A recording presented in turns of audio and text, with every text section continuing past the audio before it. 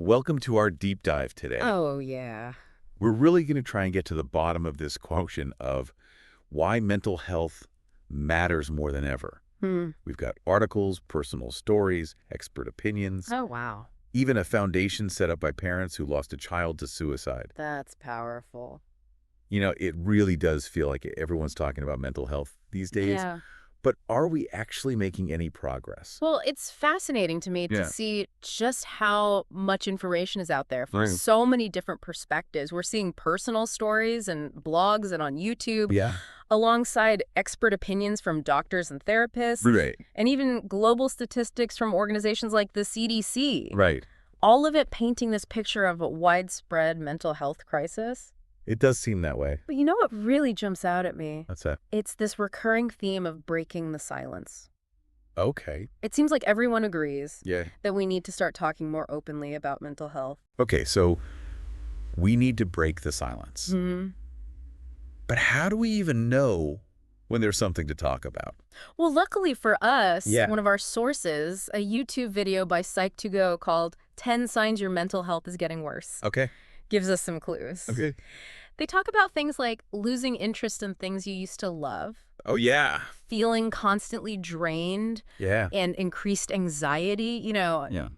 all potential signs that something might be off. Right. It's almost like a checklist for self-awareness. That's a really good way to put it, a checklist. Yeah, So recognizing these signs early can make a huge difference. it can. But, Yeah. it's not just about individual self-awareness. No, it's not. One of our articles on Kevin MD Okay. argues that healthcare professionals need to take a more holistic approach. Okay. So they need to go beyond just asking the standard questions. Right. And really try to understand their patients' histories and how their past experiences might be impacting their mental health today. Right. That makes sense. You can't just treat the symptoms without understanding the underlying cause, right? Yeah. And this need to break the silence. It goes even deeper when we consider the unique challenges faced by certain groups. Yeah. For example, an article focusing on men's mental health, published on World Mental Health Day, Okay. talks about how traditional ideas of masculinity Yeah. can actually prevent men from Yeah. seeking help. Wow. They end up feeling isolated and trapped Right. because they're expected to be these stoic figures who never show any weakness. Yeah. It's like they're being held hostage by these outdated stereotypes. Exactly. And it's not just men. Right. This idea of societal expectations impacting mental health applies to all of us. It does. We see it with women, too. Absolute. Pressure to be perfect mothers, perfect partners, Yeah. the expectations placed on young people to succeed, Yeah. and the stigma surrounding mental health in various cultures. Right. It's like we're all trying to fit into these predetermined boxes Yeah. that don't allow for the full range of human emotions. And when we don't fit in, Yeah. it's easy to internalize those messages, end up feeling ashamed, Right. or like there's something wrong with us. Absolutely. So how do we break free from these limiting narratives? Well, one way is to create more spaces where open dialogue about mental health is encouraged Fair. and accepted. One of our sources, a blog post on Anxious Minds, Right. talks about how we need to be actively promoting mental health resources Okay. and empowering people to take charge of their own well-being. And it's not just about creating those spaces, right? It's also about really listening to those who are struggling, Yeah. validating their feelings, and offering support without trying to fix them. Exactly. Sometimes the best thing we can do is just be present for someone. Yeah. Let them know they're not alone. And this idea of being present for others, it brings us to another important takeaway from these sources, the power of sharing our own stories. Oh, you're talking about how personal vulnerability can actually help break down stigma. Exactly. Oh, that's interesting. There's a great example of this in a LinkedIn article Oh, okay. where the author shares their personal struggles with anxiety and depression. Okay. And they talk about how opening up about their experiences actually created this ripple effect of support and understanding. It's a powerful reminder that our willingness to be vulnerable Yeah. can often be the catalyst for change, not only for ourselves, but for those around us. And the more we share, Yeah. the more we realize Yeah. that these struggles aren't some sign of weakness Right. or a character flaw. It's just part of the human experience. They're simply part of the human experience. Right, exactly. So we're starting to shift the narrative from one of shame and isolation Yeah. to one of shared humanity Yeah. and collective resilience. I like that. And that brings us back to the idea of advocacy, right? Wow. Absolutely. That Anxious Minds blog post we mentioned earlier Yeah. really drives this point home. Yeah. They talk about how crucial it is to be speaking out against stigma, Okay. promoting resources, Mhm. and even advocating for policy changes that improve access to care. So it's not enough to just talk about it amongst ourselves. No, we have to take action. We need to be taking action on multiple levels. Right. From self-care to systemic change, Yeah. we all have a role to play. Right. And we need to remember that this isn't just something we focus on during Mental Health Awareness Month. Oh, absolutely not. It needs to be a priority every single day. Every single day. I think what's really striking about all these sources is this sense of urgency. Yeah. It feels like we're at a turning point. I agree. There's this growing awareness of how big the problem really is, a willingness to break the silence, Yeah. and a real push for meaningful change. But the question remains, are we doing enough? That is the question. And how can each of us contribute to creating a world where mental health is truly valued and prioritized? That's the million-dollar question. Yeah. And it's one that each of us needs to answer by looking inward at our own beliefs and actions. So where do we even begin? Well, What are some concrete steps we can take yeah, to move beyond just awareness right. and into action? Well, for starters, we need to keep this conversation going. Okay. We need to keep talking about mental health, Yeah. sharing our stories, Mm-hmm. and listening with empathy to the experiences of others. The more we talk, Yeah. the more we normalize these conversations, Exactly. and the less power stigma has to hold us back. I agree. And beyond talking, Mm-hmm. we need to become advocates for change. Yes, we do. We can support organizations that provide mental health services, Okay. volunteer our time, Mm-hmm. or advocate for policy reforms that improve access to care. Absolutely. So it's about taking action both in our personal lives and in our communities to create a more supportive and understanding environment for mental health. Exactly. And don't underestimate the power of small actions. Oh, yeah. What do you mean? Like checking in on a friend, Yeah. offering a listening ear, Yeah. sharing resources online. Right. These seemingly small gestures can make a huge difference in someone's life. We need to create a ripple effect of kindness and compassion Yes. that can ultimately change the way we view and approach mental health. Beautifully put. And as we move into the next part of our deep dive, Okay. I want you to leave everyone listening with a thought-provoking question. All right. I like this. Okay. Think about all the different spaces you occupy in your life. Okay. Your workplace, your family, your social circles. Mm-hmm. What concrete actions could you take within those spaces Right. to foster a culture of empathy and support for mental health? That is a really good question to think about. It is, and I encourage everyone listening to really sit with that for a moment. Mm-hmm. Let those ideas percolate, because change starts with each of us. Couldn't agree more. And on that note, we'll continue exploring this crucial topic in just a moment.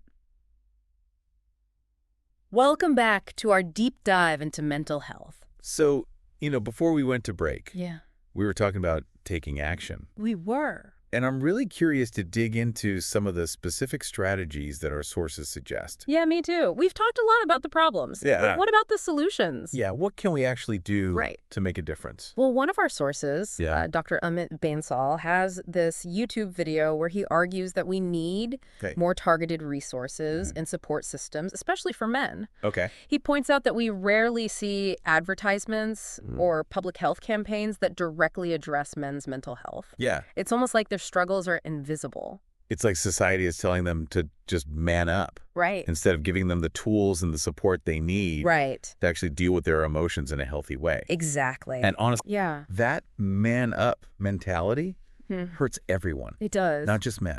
You're absolutely right. It's the societal pressure Yeah. to conform to certain expectations. Yeah. It can really damage our mental well-being. And it's not just men. Right. We see it with women being expected to be perfect mothers and partners, with Yeah. young people constantly being pressured to succeed in everything they do, Right. and with certain cultures stigmatizing mental health completely. It's exhausting. It is. Always trying to fit into these boxes that Yeah. don't even allow us to be our authentic selves. And that's why it's so important Yeah. to create safe spaces where open and honest conversations about mental health can happen. Right.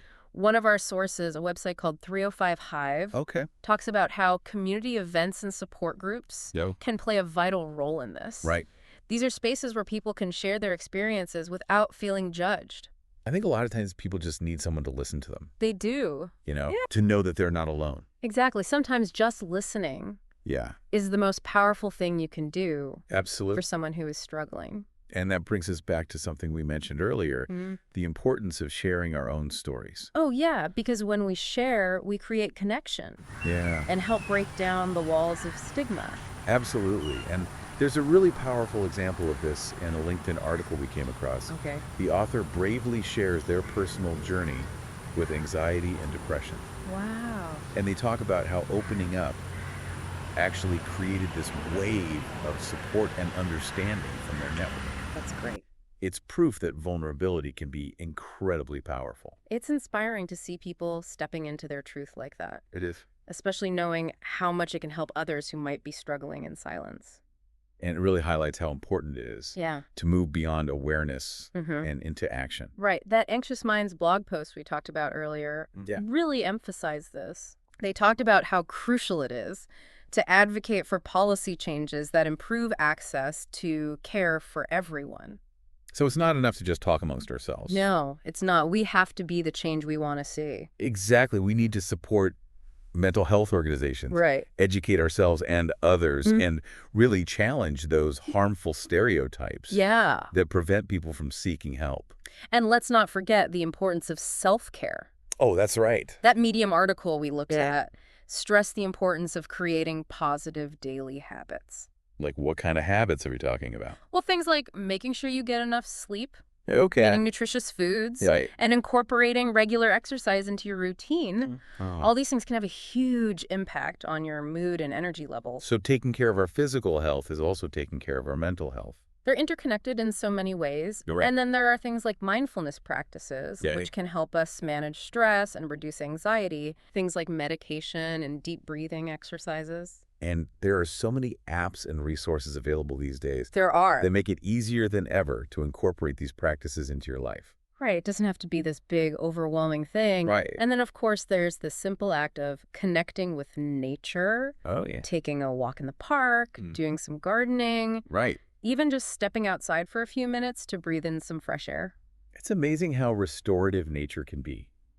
It is. Sometimes all you need is a little time outdoors to reset and recharge. And speaking of connection, we can't forget about nurturing our relationships with friends and family. Because human connection is vital to our well-being. Absolutely. That same Medium article emphasized how important it is to have those strong social connections in our lives. It's about having meaningful conversations, Right. engaging in activities together, Yeah. being present for one another. But sometimes self-care also means setting boundaries Yes, it does. Yeah.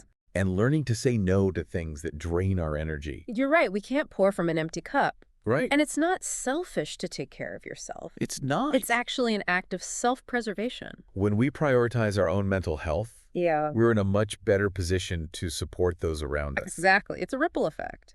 And this brings us to another crucial point. Okay. Understanding that mental health is an ongoing journey, not a destination. Right. I mean, it's okay to not be okay all the time. Exactly. Yeah. The Kevin M.D. article we talked about earlier that focused on understanding past traumas Yeah. reminded us that our experiences shape our mental health. Right. And healing takes time. It does. It's not a quick fix. It's not. It's about being patient with ourselves, Yes. practicing self-compassion, and knowing that it's okay to ask for help. It is. And setbacks are normal. Yeah. They're not a sign of failure. They're opportunities for growth and learning. Exactly. It's all great stuff. But I'm wondering, with all this talk of breaking the silence, Yeah. how do we make sure that people are actually being heard Right. when they do speak up? That's a really important question. It is. And it goes back to the idea of creating a culture of empathy and understanding. Right. One way to do that is by actively listening to those who are struggling, validating their feelings, Right. and offering support without judgment. Yeah. We need to create spaces where people feel safe to share their experiences Right. without fear of being dismissed or told to just get over it. I think it's also important to educate ourselves about mental health issues. I agree. You know, the more we understand, Yeah, the better equipped we are to support others. absolutely. We can learn about different mental health conditions, Okay. warning signs, and available resources, Right. And let's not forget about challenging those harmful stereotypes Right. that prevent people from seeking help in the first place. We need to be vocal about the fact that it's okay to not be okay. Absolutely. Breaking the silence starts with each of us. So as we move into the final part of our deep dive, Okay. I'm curious to hear your thoughts on this. Right. What does a future where mental health is truly valued and prioritized look like to you? That's a great question, and it's something that a lot of our sources have touched on. Yeah. They paint a picture of a world where mental health education is integrated into schools. Okay. Workplaces are supportive and inclusive, and access to quality care is readily available for everyone. That sounds like a world I want to live in. It does. Let's talk more about that when we come back. Welcome back to the final part of our deep dive into mental health. It's been a really eye-opening journey so far, wouldn't you say? Oh, it absolutely has. We've covered a lot of ground. Yeah. From recognizing those early warning signs Right. to exploring different self-care strategies. Mm-hmm. And we talked about the importance of advocacy and breaking down those harmful stigmas Yeah. surrounding mental health. Right, but before we wrap things up, Yeah. I'm really curious to explore what that future we were talking about might look like. Okay. That future where mental health is truly valued and prioritized. Right. Several of our sources actually touched on this It did. and offered some really interesting insights. Yeah, one of the things that really stood out to me was this emphasis on early intervention. Okay. A blog post on the Bridge Counseling website Okay. argued that if we can promote awareness Right. and provide access to support services early on, Yeah. we can actually prevent these issues from becoming bigger problems down the road. It's like taking a preventative approach Exactly. rather than waiting until someone is already in crisis. Right. Imagine a world Yeah. where mental health education is integrated into school curriculums, Okay. right alongside math and science. Wow. Kids would be taught coping skills Right. and emotional regulation techniques from a young age. That would be incredible. Yeah. It could help destigmatize mental health from the start Right. and give young people the tools they need to navigate Mm-hmm. life's inevitable challenges. And it's not just about schools. Yeah. Okay. The Anxious Minds blog post also highlighted the importance of creating mentally healthy workplaces. What do you mean? Imagine if employers actually prioritize their employees' well-being Right. by offering things like flexible work arrangements, Oh. mental health days, Yeah. and even access to counseling services. It makes sense from a business perspective, too. It does. When employees feel supported and Yeah. valued, Yeah.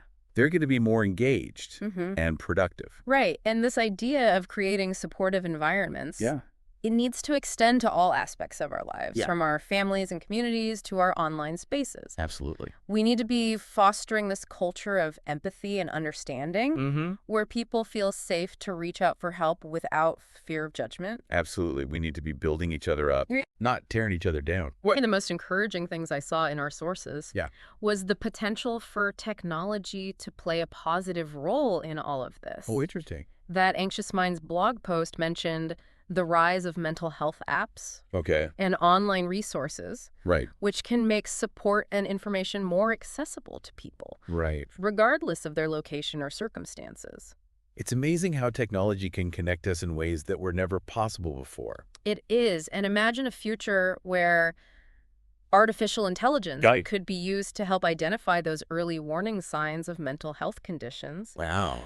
and provide personalized interventions. That would be game-changing. But even with all the advancements in technology, yeah. we have to remember that human connection is still at the heart of it all. Right. Face-to-face interactions, Mhm. strong relationships, Yeah. a sense of community, those are things that technology can never replace. It goes back to what we were talking about earlier. Yeah. The importance of being present for each other. Right. Listening with empathy Yeah. and offering support without judgment. Exactly. So as we wrap up this deep dive, Yeah. let's hold on to this vision of a future Right. where mental health is valued, Right. prioritized, Yeah. and supported. Okay. And let's each commit to playing our part Yeah. in making that vision a reality. We can all make a difference. We can. Whether it's through small acts of kindness in our daily lives Right. or through advocating for broader systemic change. Couldn't agree more. And remember, Yeah. you're not alone in this. We can break the silence together Yeah. and create a brighter, healthier future for everyone. Thank you for joining us on this incredible journey